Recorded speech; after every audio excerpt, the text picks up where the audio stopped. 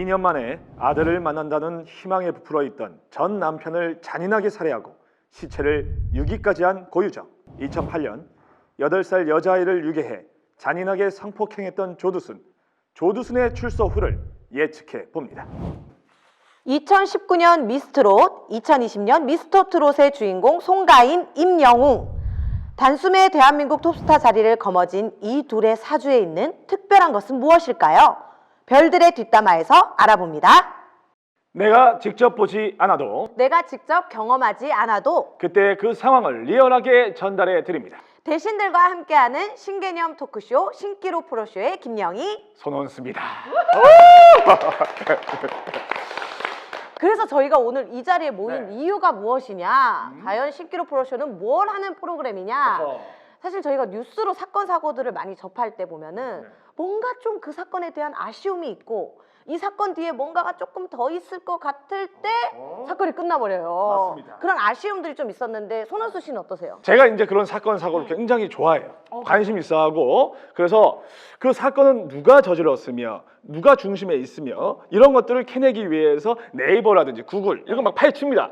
근데 안 나와. 아니 근데 시간이 좀 많아요? 어떻게 그렇게 뭐 그거를 왜? 많기도 하죠. 집에서 예, 남의 많기도 사건 하고 사고를- 굉장히 그런 거에 관심이 또 많습니다. 어. 예, 그래서 이런 걸 캐내려고 해도 사실 웬만하면 구글에서 다 나오거든요. 맞아. 근데 구글에 안 나올 정도 이거는 안 나오는 거예요. 그 뒤에 깝깝한 뭐가 예, 있는 예. 거지.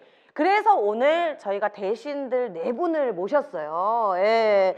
이분들이 마치 우리가 그 상황에 있었던 것처럼 이렇게 아주 그냥 자세하게 그야말로 신기로 푸는 거잖아요. 그렇지, 궁금증을 싹 다 풀어줄 네. 겁니다. 아, 지금 웬만해서 이 지역에서는 할 수가 없습니다. 왜? 땅값이 비싸니까. 강남구 대표를 또 오셨습니다. 우리 벼락대감님. 각종 TV를 씹어 삼킨 벼락대감입니다. 씹어 삼켜버렸습니다. 예. 요즘에 보이스트로 하시잖아요. 그죠? 네네네. 그래서 랩가사 한번 써봤습니다. 정말 죄송한데 저 지금 혹시 슬리피랑 지금 착각했네요. 슬리피인 줄 알고. 착각했습니다.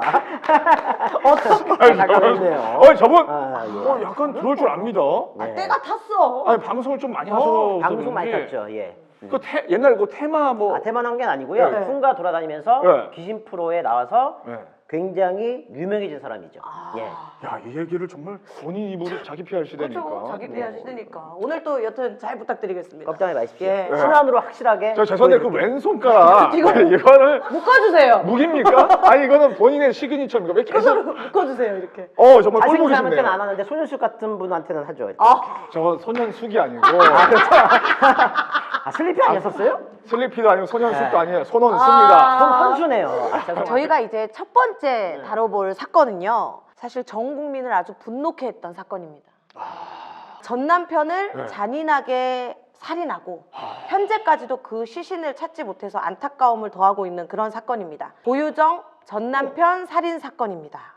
정말 이름만 들어도 예전에는 이제 흉악범들이 다 남자들이었으니까 여성분들이 겁을 먹었다면 이 사건 이후로 남자들이 이제 겁을 먹기 시작한 거예요. 그치, 집안에서도 겁을 먹을 수밖에 없는 그런 사건이지. 예. 소름 돋는 사건, 예. 고유정 사건.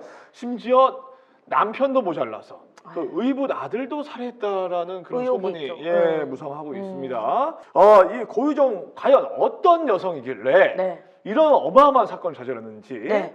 사주가 1982년 12월 20일입니다. 이 고유정 도대체 어떤 사람인가요? 도대체 왜 범죄를 저질렀을지가 궁금한데, 사실 선생님들이 보시기에 이 사주상에도 그런 범죄를 저지를 만한 상 혹은 그런 기운이 느껴지는 상이 있는지가 또 궁금하거든요.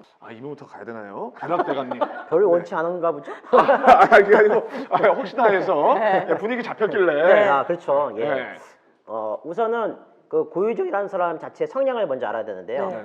이 사람 같은 경우는 치밀하고 계획적으로 자기가 안 했다고 주장을 해도 이 사람은 시뮬레이션으로 최소한 50번 이상을 그걸 자기가 임의적으로 다 만들어서 이렇게 했을 때 이렇게 해야 되고 어떻게 빠져나가고 이런 거를 이미 50번 이상을 시뮬레이션 할 가능성이 굉장히 큰 사람이라 판단됩니다.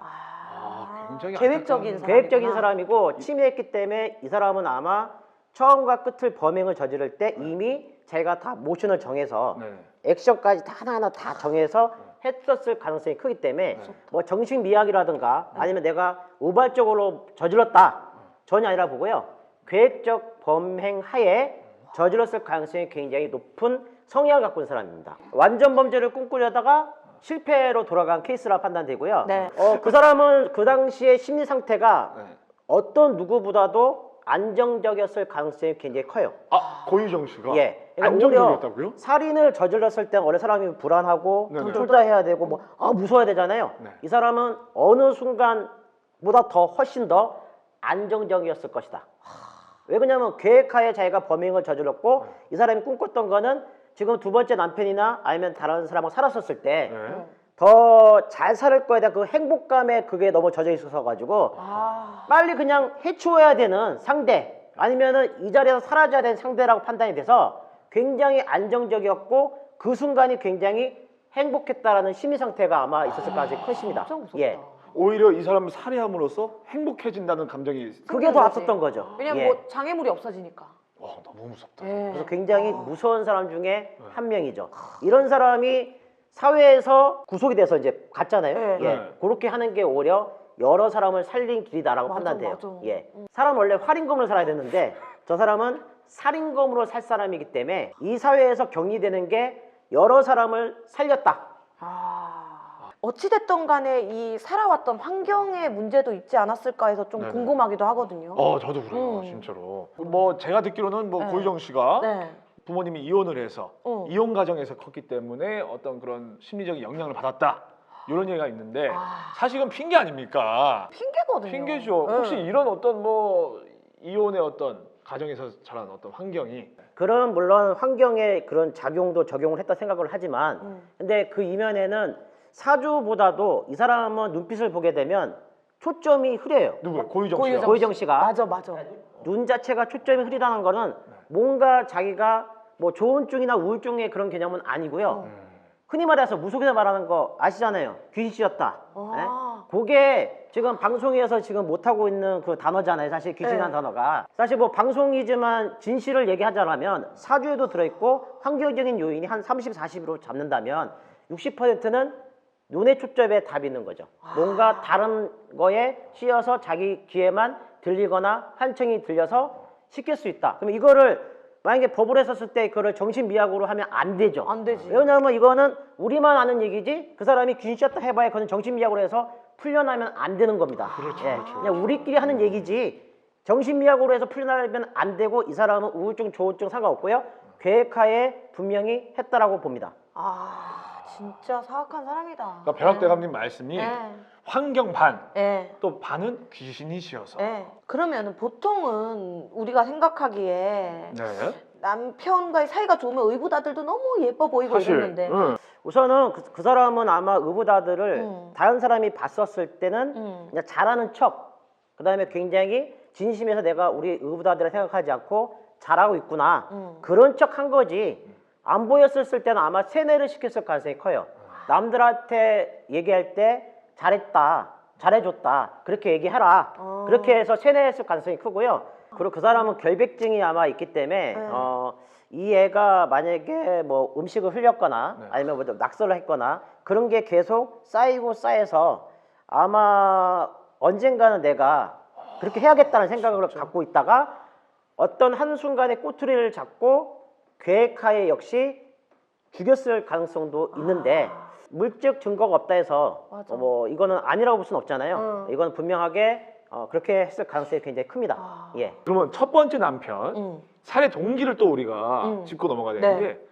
살해 동기가 조금 애매합니다. 왜인데 뭔데? 이게 이제 그 스킨십 이제 성추행을 이제 하려고 했다 이거예요. 전 남편이. 전 남편이 고유정 고유정 씨를. 씨. 그게 불쾌하고 짜증나고 그래서 살해를 했다고 하는 겁니다. 그러니까 전 남편과의 사이가 정말 안 좋았나 봐요. 어땠을까요? 이 사이가. 우선 첫 번째 남편의 사이 같은 경우에는 가까워지려면 멀어지고 멀어지면 가까워진다 해서 남들 봤었을 때는 좋게 보이고 실제적인 부부 생활에서는 좋지는 않았을 거라 판단되고요. 이 고유정 씨 같은 경우는 원래 성향 자체나 성격에 물욕이 강해요. 물욕. 물욕이란 거는 돈에 대한 욕심. 재산. 예. 뭐 이런 누구나 거. 이런 게 굉장히 있죠. 강하기 때문에 아마 첫 번째 남편이 뭔가 뭐 용돈을 준다거나 선물을 줬었을 때는 이게 화기애애하게 뭐 잘했을 것 같고 그 외에는 굉장히 싸늘하게 냉정하게 대했을 가능성이 굉장히 크고요. 그다음에 아까 말씀하신 뭐 이 사람이 뭐 성추행으로 해서 이렇게 했다 했잖아요. 절대 성추행은 아니라 판단되고요. 자기가 어떤 뭐 약이라든가 이런 걸 타서 뭐 수면을 시켜서 이제 그렇게 보이게 그냥 장치를 했던 것 같은데 그게 안 됐던 거죠. 그래서 이거는 미수에 그치고 자기가 했던 부분이 완전히 망가진 거기 때문에 이 사람은 성추행으로 그 남편이 전 남편이 성추행을 했다? 절대 아니라고 판단됩니다. 사실 이 사건이 전 국민의 공분을 아직까지 사고 있는 이유는 이 재판에 갔을 때도 고유정이 아까 말했듯이 뭐 네네. 성추행이다 뭐부터 시작해서 말도 안 되는 궤변을 계속 늘어나서 아 그래요? 그 뉴스를 접하는 우리 국민들이 다 피곤하고 너무나 정신적으로 많이 화가 나고 힘들었었어요. 근데 어찌됐든 이 고유정이 그렇다면 무기징역인데 세상 빛을 볼 날이 없었으면 무슨 말이 좋겠지만 안 되지. 행여나 또 연기를 너무 잘하는 사람이니 안 돼, 안 돼. 모범수로 막 해가지고 빛을 볼 날이 있을까? 안 돼, 이것도 안 돼, 안 돼. 사주에 나오는지 모르겠어요. 원래 무기징역으로 지금 떨어졌는데 제가 모신 신령님 말씀은 아마 이 사람이 변호사를 한 3명이나 4명 동원을 해서 30년이나 뭐 25년 이렇게 감형을 받는다고요? 감형을 받을 가능성이 커요. 안 돼. 그러니까 세월이 흘러서 지금은 안 될 것 같고 신령님이 그렇게 말씀하셨나요? 예, 그래서 안타깝게도 무기징역으로 끝내야 되는 게 맞는데 좀 감형이 될 가능성이 큽니다. 왜냐하면 유능한 변호사를 써서 약간 현혹시킬 가능성도 굉장히 큽니다. 저 지금 예. 몇 살이야? 고유정. 고유정 나 39이요? 그러면 25년이라고 했나요? 25년에서 30년으로 줄어들 것 같습니다. 예. 그럼 나오면 60대 중반인데 그때 또 모르지 또? 모르지. 어? 위험한 사람을 방치하는 거죠. 그러니까 풀어서. 고유정 사건 다뤄봤는데 네. 아 이게 할수록 너무 열이 차네요, 그죠? 그리고 정말 우리가 몰랐던 것들을 이렇게 선생님들께서 알려주시니까 재밌어. 되게 너무 재밌네. 재밌어. 자, 우리가 고유정 사건을 이제 봤는데요. 이 고유정 사건은 일도 아닙니다. 이 사건은 정말 이거는 전 국민을 공분에 사게 만든 일명 조두순 사건. 예? 이게 말이 됩니까? 그 짓을 했다는 게? 그 조두순이가 이제 12월에 출소를 합니다. 그 12년 받은 이유가 그 당시에 이제 술을 먹고 범죄를 저질렀다고 해서 이게 감형이 된 건데, 이 조두순의 이제 나오는 거에 대해서 모두가 반대를 하고 있잖아요, 지금. 근데 사실 모두가 이 출소 소식에 불안을 떨고 있는데 네네. 이런 얘기도 있어요. 재범 확률이 높다는 보도도 나오고 맞아. 특히 성적인 부분과 그 마약 같은 부분은 재범 확률이 굉장히 높거든요. 그 심리 상담사가 재발 우려가 있다는 거예요. 계속 있다고 그랬어. 재범 확률이 야, 선생님들 눈에는 어떨까? 있으신가요? 보이시나요? 조두순은 아마 나오자마자 사람들의 그 시선 때문에 조용히 지내는 것처럼 보여도 이 시선이 사라진 한 1년 정도나 2년 정도 지났었을 때 98%의 재범을 할 가능성이 큽니다. 98은 너무 높은 거 맞아. 아니에요? 그동안 그 감옥에서 계속 이게 억눌려 있었잖아. 성적인 그러니까. 것들을 모두 다. 본인이 이제 나가서 술도 끊고 맞아. 절대로 뭐 그런 일이 없을 것이다 얘기를 했지만 그건 아무도 모르는 거 아닙니까? 몰라. 정말 술도 끊고 정말 착실하게 살 것인지 현재 조두순의 심리 상태는 어떤지. 현재 심리 상태는 약간 불안하고 초조할 수 있겠지만 다른 한편으로는 나오자마자 그런 범죄를 저질름으로 인한 희열 그거에 지금 푹 빠져가지고 불안한 건 잠시고 그런 나쁜 짓을 저지른 거에 대한 기쁨, 즐거움. 그 사람은 지금 뭐 완전 범죄를 꿈꾸기 위해서 하나하나 지금 작성하고 있을 가능성이 커요. 예? 그러니까 정상이 아니 8살 아이입니다. 이게 말이 안 되는 상황인 거예요. 야, 안산에 계신 분들 얼마나 불안할까, 학부모분들. 그리고 그 사람은 음기가 굉장히 가득한 사람이거든요. 음기가 가득하다는 얘기는 여자의 기운을 뺏는 사람이에요. 쉽게 얘기하자면. 그래서 그런 쪽으로 발달했고 아주 안 좋은 거를 다 타고난 사람이에요. 음기가 너무 강합니다. 예. 아마 1년, 2년 사이에 큰 범죄에 저지를 가능성이 크기 때문에 1년, 2년 보십니까? 예. 근데 그때 당시 상황이 좀 궁금한 게 사실 말도 안 되지만 어린아이를 유괴하고 그 성폭행을 했단 예. 말이죠. 예, 그게 아까 말씀하셨다시피 술에 취해서 그런 거다. 그러니까 그게. 그래서 감형을 받기도 했는데 당시 상황 예측이 어떻게 될까요? 그 사람은 그 정도 술로 취하지 않습니다. 그럼 이거는 자기가 충분히 그렇게 다 저지른 거지 이거를 뭐 술에 의해서 했다? 아닙니다. 그냥 술의 핑계를 대서 그런 척 자기가 감량을 좀 받아야 되니까 감형을 받기 위해서 술의 핑계를 댄 거지 수락은 전혀 상관없습니다. 자기 의지다. 자기 의지죠. 근데 그날 하필 마셨기 때문에 술에 다 밀어붙인 거다. 그러면은 조두순이 다른 타인에 의해서 해를 입을 상황도 생길까요? 이게 더 이슈화되고 커지고 그런 것도 복잡하고 힘들어서 그럴 가능성이 있기 때문에 해를 가하려고 계획했던 사람들이 저지당할 가능성이 크다라고 판단됩니다. 저는 옛날부터 궁금한 게 이런 거예요. 이 어떤 흉악 범죄를 저지른 사람들은 어떤 공통된 어떤 뭐 특징들이 있는 건지. 그치. 예. 있지 않을까? 예. 어쩔 수 없이 그런 범죄를 저지를 수밖에 없는 운명이 있는 건지. 굉장히 어렵네요. 왜냐하면 세 분이 다 말했는데 할 말 자체를 없을 정도 다 말씀 다 하셨는데 우선은 고유정하고 조두순의 공통적인 특징은 첫 번째 살기를 타고났다. 두 번째 음기를 타고났고 세 번째 마음이 노보처럼 그냥 단순 명료해요. 차가운 거나 음산하고 음습한 건 기본으로 깔려 있고 그냥 단순해요. 배고프면 그냥 밥 먹고 졸리면 자고 저 사람 싫으면 계속 내가 적어놨다가 아니면 기억해뒀다가 그냥 죽이면 되는 거예요. 그래서 굉장히 흉측한 살인마들이다. 정말 무섭습니다. 네, 너무 무서운 사건을 어떻게 첫 회부터 좀 다루게 됐는데 아우 무섭네요. 다들 이성적으로 그냥 우리는 그냥 멀쩡하게 살았으면 좋겠어요.